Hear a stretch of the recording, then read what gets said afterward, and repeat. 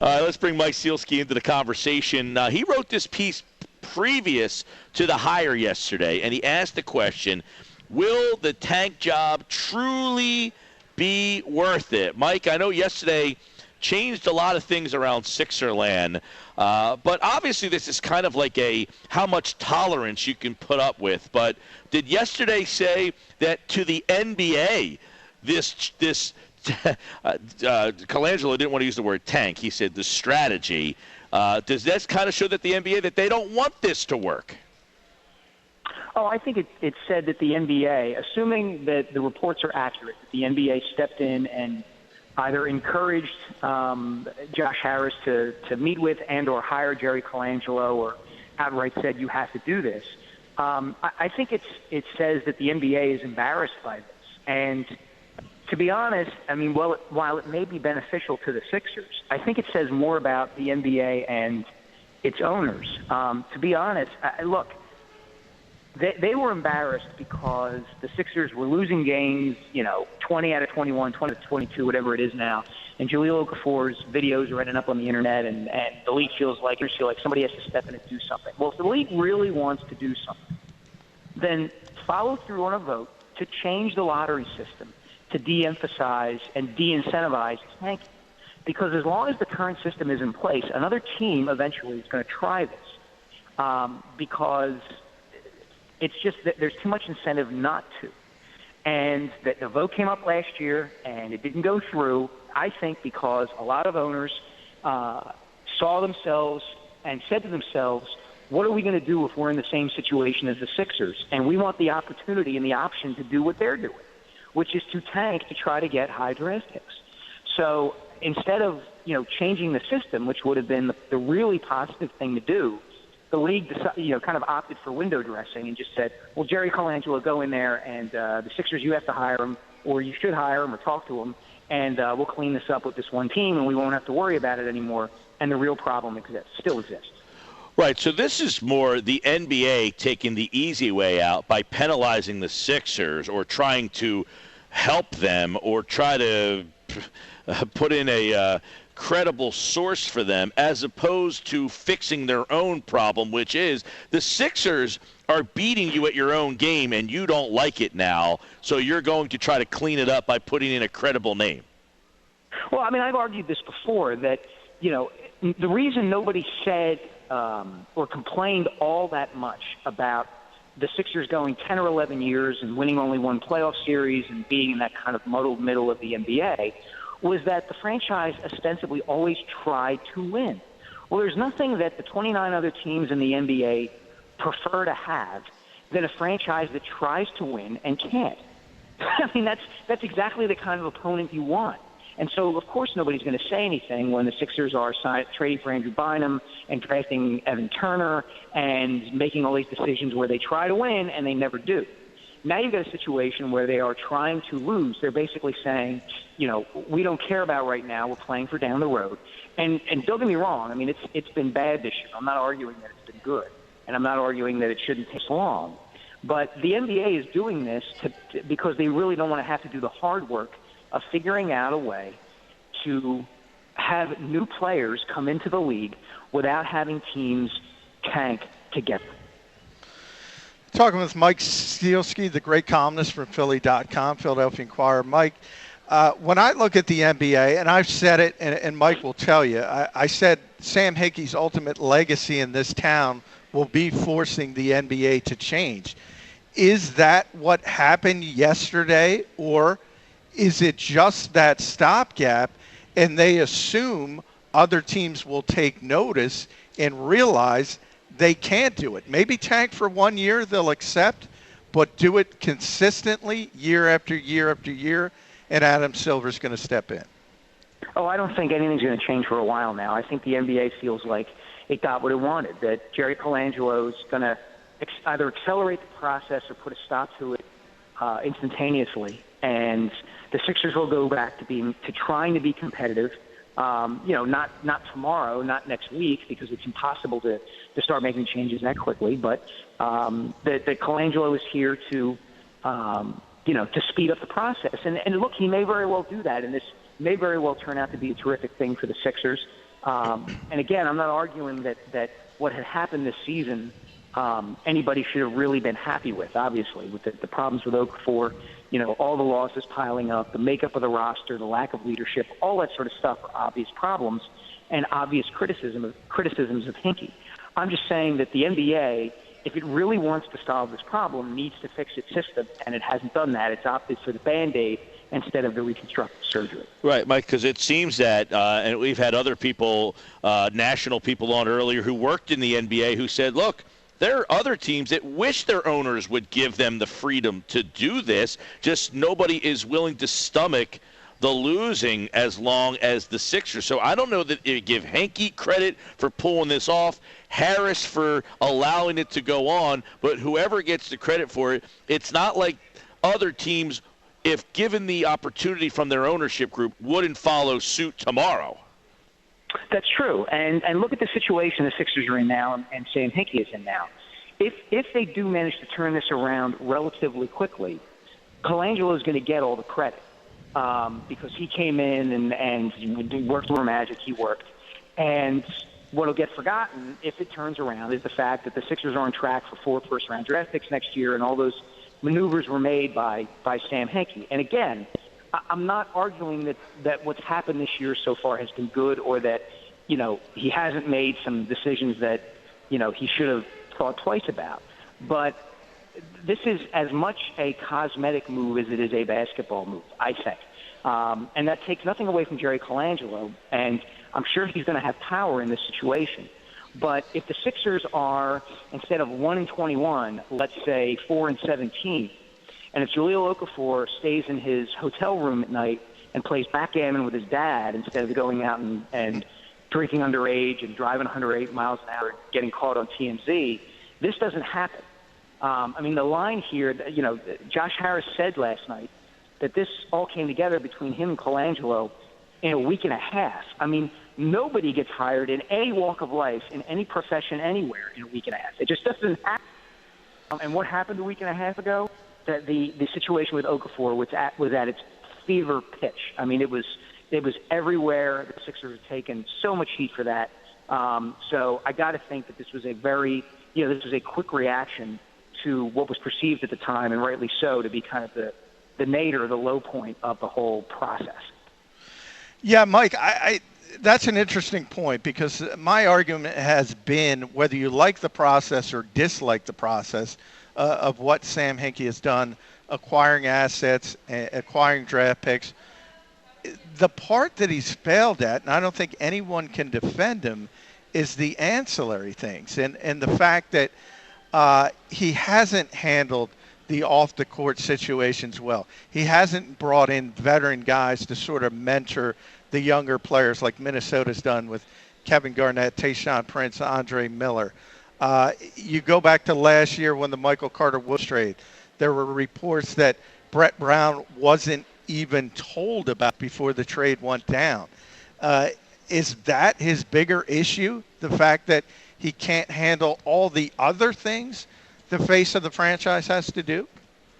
I think that's a large part of it. I do. I think you can throw in public relations in there too. The fact that addressed the media after the suspension of Okafor last week, that he let the press release that he wrote speak for him. When part of being a general manager and a team president is standing up there and being accountable with a big A and saying, look, I drafted this kid and here's how we're dealing with him, and we'll support him, but we have to make him understand that what he did was wrong. And, his reticence with the media, which didn't bother me as much as it bothered a lot of other people, but it bothered a lot of other people a lot. So, I do think that's part of it. I do think there's an element of, what happened with Joel Embiid last year and the reports about him, drinking too many Shirley Temples and not sticking to his rehab, and then the situation with Okafor this year. I do feel like there was a lack of control, so to speak, since the inmates are running the asylum here, and the NBA wanted to kind of come down and say, look, you got to clean this up. You got to stop because it's embarrassing us. Mike Sielski is with us. He's got a great column on this. Will the Sixers tank job be worth it? You, Mike, spoke with Pat Williams, who I think a lot of people in this area respect as a general manager and broach the conversation. Pat, what do you think about what the Sixers are doing? What was his answer to what Philly is doing, a team that he built into a championship team, this team now that is quote-unquote embarrassing and has turned into a national conversation? What does he think about what Philly's doing? They got to stick with it. That's what he told me. And it's the kind of in for a dime, in for a dollar sort of thing. I mean, you're not going to attract a big-name free agent here, even if one were to become available, and fewer become available anymore, because the teams that already have them can pay more to retain them than every other team can around the league. So that's an issue. And you've got all these draft picks that presumably you're going to use either to, on amateur players or college players, or as pieces in a giant trade. So the idea that you're suddenly just going to give those picks away or try to start signing guys for the short term doesn't make a lot of sense. If things work out the way the Sixers hope, and they haven't really yet, you could argue they've had a little bit of bad luck in not getting a number 1 overall pick yet, and what happened with Embiid, that sort of thing. If things work out as they hope they might, you're looking at 4 first-round picks next year. Then you've got to hit on those picks, and you've got to get Dario Saric over here, and you've got to hope Joel Embiid recovers enough to take the floor. And then maybe you have the beginning of something. Maybe you get the number 1 pick, and Ben Simmons is your guy, and he turns out to be everything everybody thinks he might be. But until you get to that point, you've got to muddle through what you're muddling through right now. So, I mean, I'm really curious to see what Colangelo does, if anything, over the rest of the season. Do they go out and sign a veteran? If so, what kind of influence does he have? I mean, that's the curious part to me. I wonder if he's got a better sense of, who you would bring in here and who would be available to bring in to kind of settle everything down, give the Sixers a little more credibility on the court, because I think that's his role in the front office, is to give them credibility now, somebody who is familiar around the NBA, knows the league, has everybody's respect, and that the other teams can deal with. Yeah, Mike, you mentioned the credibility aspect. There's been stories about agents steering their players away from Philadelphia and Sam Hinkie. I know Bill Duffy on draft night was working the phones and doing everything humanly possible to keep Jahlil Okafor away from the Sixers. Is the fact that this is, let's be honest, this is a 76-year-old man. He's not moving to Philadelphia. Is this the end game, or is this just a boost amongst the decision makers in the NBA to get a guy to lead this franchise as the face for a credibility standpoint, but Hinkie keeps doing it behind the scenes? Well, the question, I think, is how long that lasts. Because if you watched that press conference yesterday, Colangelo was far more effusive in praising Brett Brown than he was Sam Hinkie. It was, I love Brett Brown, I think he's a terrific coach. It was, I got to get to know Sam. And everybody, Jerry's son Brian has been general manager in this league with the Toronto Raptors, and we'll see. I don't think, Sam Hinkie has a lifetime contract as the Sixers general manager. Let's put it that way. So we'll see. I don't think Sam's going to be fired or dismissed anytime this season. But if I were him, I might be preparing myself for such a thing. I'm not saying it's going to happen. I have no idea what's going to happen. But, Josh Harris has done this before, remember. He gave Doug Collins kind of carte blanche that last year that Collins was here. And then that ended after a year, and he gave Sam Hinkie carte blanche to do what he wanted to do for a couple of years. And now that's sort of kind of ended. So we'll see. Yeah, Mike. So, you're right. How much can people handle this? What is the as John kind of says, how much juice is worth the squeeze here? In your opinion, will the tank job truly be worth it in the end, or is it virtually how much each individual fan can put up with? I think it comes down to the individual fan. I mean, for me, I always looked at it, and as I wrote last week, I kind of always looked at it as like a sliding scale of success versus failure, that the longer you went through and tanked and did what the Sixers are doing now, the better you'd have to be when you come out of it for the longer you'd have to be. If you're going to throw away 3 seasons, not winning on the court, not trying to win on the court, just trying to collect draft picks and assets, then you better make it worth it on the back end. You can't just get to the conference finals one time and say, well, we were a success. You're going to have to win. You're going to have to do better, I think, than the decade they had, about 76 through 85, when they got to the finals 4 times and won the championship and really became one of the elite franchises in the league.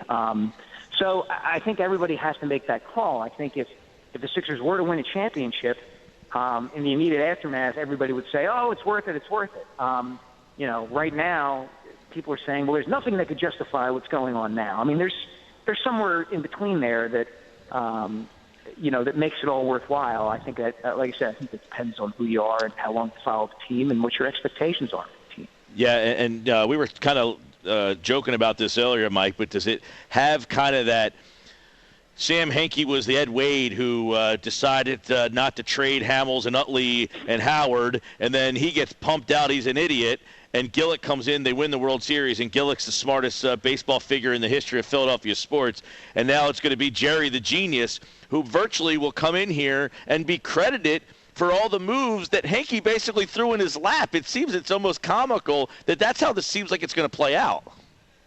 Yeah, I think that's a good analogy. I do. I mean, that doesn't make Ed Wade any more Sam Hinkie is, but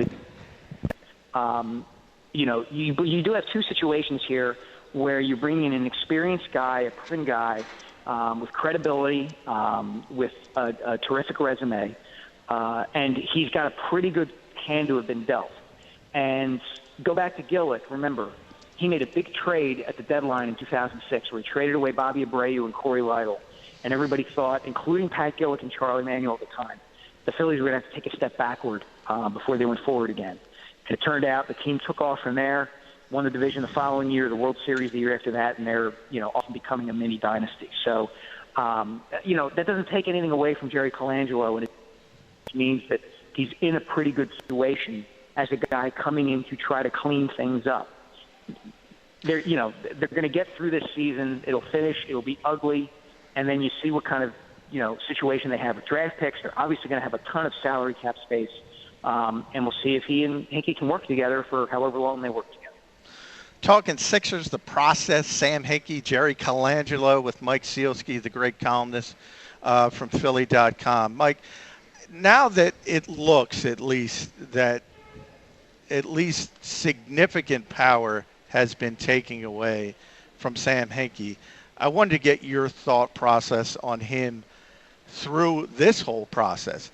Is this guy innovative, or did he just convince an owner who doesn't have a ton of experience to do something that a lot of other general managers would have done? Is he much different than anyone else? I think he took it to a level that was further than anybody else would have taken it. Is that innovative? Yeah, I do think to an extent it is. And I think it was innovative in the reaction it spurred from the rest of the league and from basketball followers and fans, because they were he and the Sixers were completely unapologetic. There was no hiding it. There was no slinking. There was no wink, wink. This is the way the system is set up. We're going to use the manager, try to. And we don't apologize for that. And we don't guarantee that it'll work, but if it does, it's going to pay off huge. And so in that regard, I think he was in it. And I think he got the right owner because Harris is a hedge fund guy, and he's used to building his investments in wealth and his success over time. So he bought into that. I think they both underestimated, how badly things could go, and then how visceral the reaction would be when things did go bad. I mean, there was some expectation this year that they were going to be better, that this was going to be a step forward, and it has not been that. And you can only, sports fans want immediate results. They're emotional, and that's natural, and that's what makes sports fun. And it was unrealistic of them to think that you were going to have this kind of season and have people say, well, it's okay because we've got all these draft picks coming, and Okafor's here, and Nerlens Noel looks like a good player. It's just you can only get your head beat in so many nights before you start to say, hey, can we move it along here with this process thing? Well, and that's where, Mike, and we'll let you go on this one, where, realistically, the Embiid-Saric draft, which is virtually an entire draft class that hasn't stepped on the floor for you, I think that's where really this thing gets put into hot water because, hypothetically, if those two guys are playing and this team is 7-14, I think people feel a lot different. Realistically, if those two guys come back next year, you're adding 2 off seasons into one. To think that they can't make 2 off seasons worth of victories happen, is where this team has really gotten into trouble because the Embiid injury and the Saric situation has really made people now doubt that they'll ever play, and that really puts you into a situation where you're constantly having to defend yourself. That's true. And I know Hinkie well enough, I think, to know that he'd say to that, well, what would you have us do? Would you have us draft a lesser player who's going to play immediately? Or would you rather us do what we did, which was take a guy we think is going to be a better player, who is the best possible guy we could get at that position in the draft, and have to wait for him to get healthy? And we all know which decisions he made. He went after Embiid, even though Embiid had just had the foot surgery. He went after Saric, even though he knew Saric wasn't going to be able to come over for 2 years.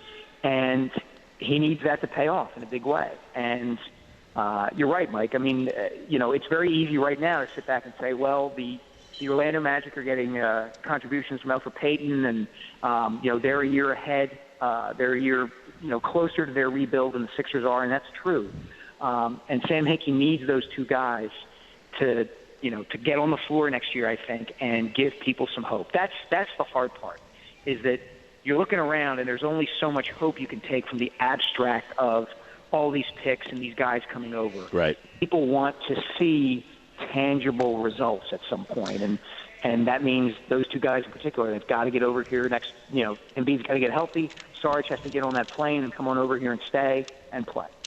Mike Sielski, great piece. Good stuff to get Pat Williams' take on it, too. I think he really has the credibility to make people feel that, hey, there are people out there who are smart NBA minds that think they should stay the course and keep working this. And maybe that's what Colangelo's here for, to say, look, I applaud what they're doing, and I'm here to add some credibility to it.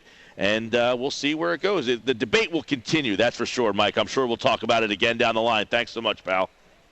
Anytime, guys. Thanks.